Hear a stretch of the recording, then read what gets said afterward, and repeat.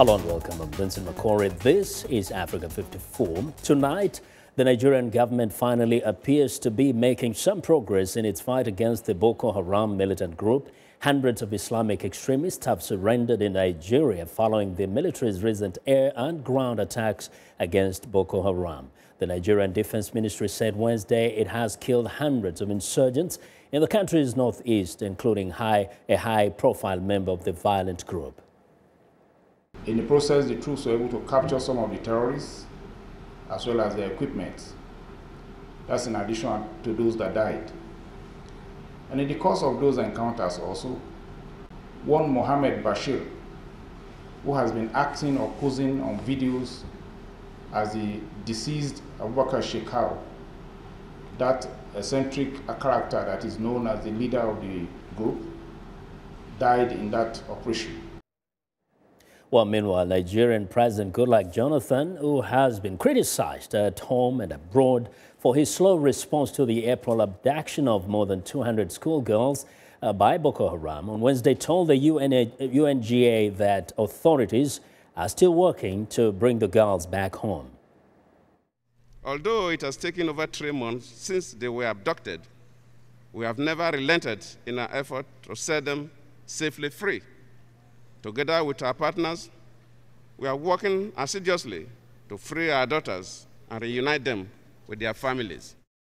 Well, the case of the abducted schoolgirls has garnered worldwide attention, highlighted by a Bring Back Our Girls Twitter campaign that included U.S. First Lady Michelle Obama and Hollywood actress Angelina Jolie. While Kenyan President Uhuru Kenyatta says his forces will keep fighting Islamist militants in Somalia until peace and stability is restored to the region. Kenyatta told the UNGA his nation continues to sacrifice lives and resources in an effort to bring peace to its neighbor. He called on the international community to stay the course in helping Somalia achieve peace and economic development.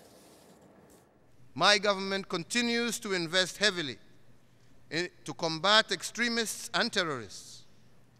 This global effort needs to be reinforced because, as we know, the intent of terrorists is to destroy free, secure, democratic nations and people. As long as international terrorism exploits our open, multicultural, multi-religious society and gravely harms our social fabric, our progress towards achieving goals of a transformative agenda will no doubt be slow. Well, Al-Shabaab has repeatedly threatened more attacks on Kenyan soil if the country does not withdraw its troops from Somalia. Well, for more insight on the latest UNGA activities, VOA UN correspondent Margaret Besheer joins us live from New York. Margaret, first going back to the speech by President Jonathan yesterday, he addressed quite a range of things. Well, primarily really the Boko Haram threat. He said it's a potent challenge to the government and people of Nigeria. And he cited the assassinations and the bombings and the kidnappings as being the problem that they're facing with and trying to deal with.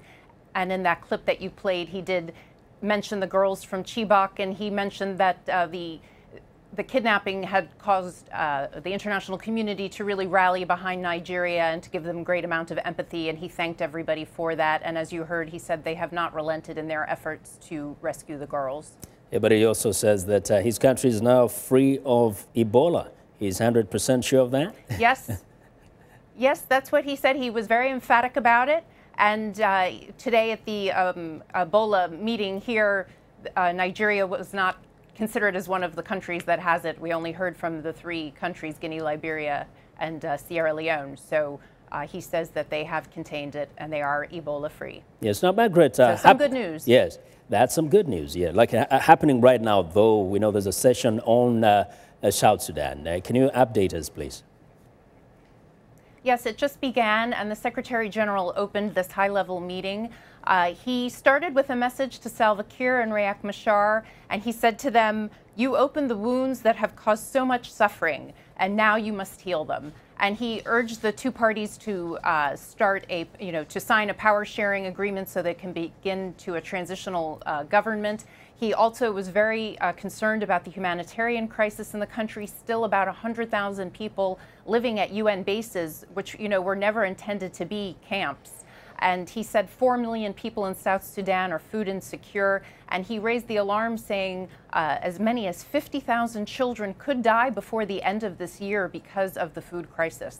And this is really significant because we know that these two leaders have been trying to reach some agreement in Addis Ababa, Ethiopia, but now at least being brought to the UN and around the same table. Very significant, you would say. It is, and Salva Kiir was expected to be at this session today, but he didn't turn up. In his place, a minister. Mr. Kiir makes his statement on behalf of South Sudan in the General Assembly on Saturday, so I'm sure everyone will be eager to hear what he has to say about the situation and how much closer to a peace agreement they are. Yes. Now, very quickly, what else can we anticipate as the day goes along and tomorrow?